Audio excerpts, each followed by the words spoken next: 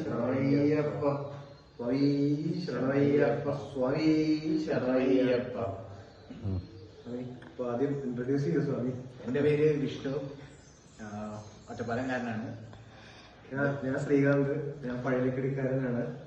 അപ്പൊ ഞങ്ങള് വൃശ്ചികം 1-ാം തീയതി തൊട്ടിട്ട് വ്രതത്തിലായിരുന്നു. അപ്പൊ കഴിഞ്ഞ ഒരു ആഴ്ച മുതല് ഒരു ഭജന വീട്ടിൽ വെച്ച് നടത്തി. എന്നിട്ട് ഇന്നിപ്പോ കെട്ടുന്നറ വീട്ടിൽ വെച്ച് നടത്തി. രാവിലെ ഒരു ഗണപതി ഹോമമൊക്കെ കഴിഞ്ഞ് വീട്ടിൽ നിന്ന് പാദയാത്ര നടത്തി ഞങ്ങള് ശബരിമലയ്ക്കുള്ള യാത്രയിലാണ്.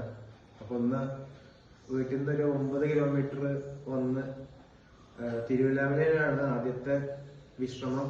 ഇപ്പോ വില്വാതിരിനാഥന്റെ സന്നിധിയിലാണ് ഇപ്പോ വിശ്രമിക്കുന്നത്. അപ്പോ ഇവിടുന്ന് അടുത്ത ഹോൾട്ട് ഞങ്ങള് പുതുക്കോട് അല്ലെ? പുതുക്കോട് അന്നപൂർണേശ്വരി ക്ഷേത്രം 16 കിലോമീറ്റർ ഉണ്ട്.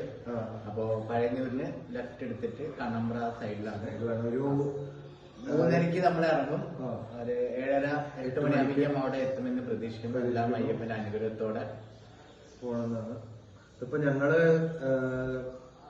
ഞാന് വിഷ്ണുസ്വാമിയുടെ കൂടെ ഇതിപ്പോ 2ാമത്തെ വട്ടാണ് നടന്നു പോകുന്നത്. വിഷ്ണുസ്വാമി എല്ലാ വർഷവും പദയാത്രയിലാണ് ശബരിമലയ്ക്ക് പോവാറുള്ളത്. കഴിഞ്ഞ 6 വർഷം. ഇതിപ്പോ വിഷ്ണുസ്വാമിയുടെ 7ാം വർഷമാണ്. ഞങ്ങളുടെ ഒരു വാട്സാപ്പ് കൂട്ടായ്മ ഉണ്ട്. അപ്പൊ അതിന്റെ പേരാണ് സാനന്ദം പദയാത്ര സംഘം.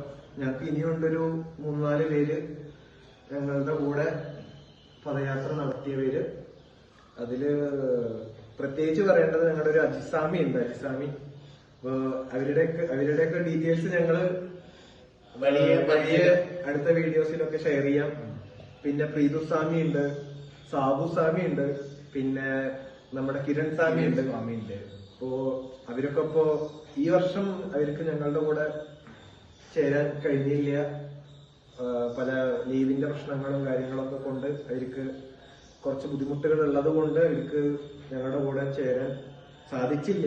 അപ്പോ ഈ വർഷം ഇപ്പൊ ഞങ്ങൾ 2 പേര് മാത്രമേ ഉള്ളൂ.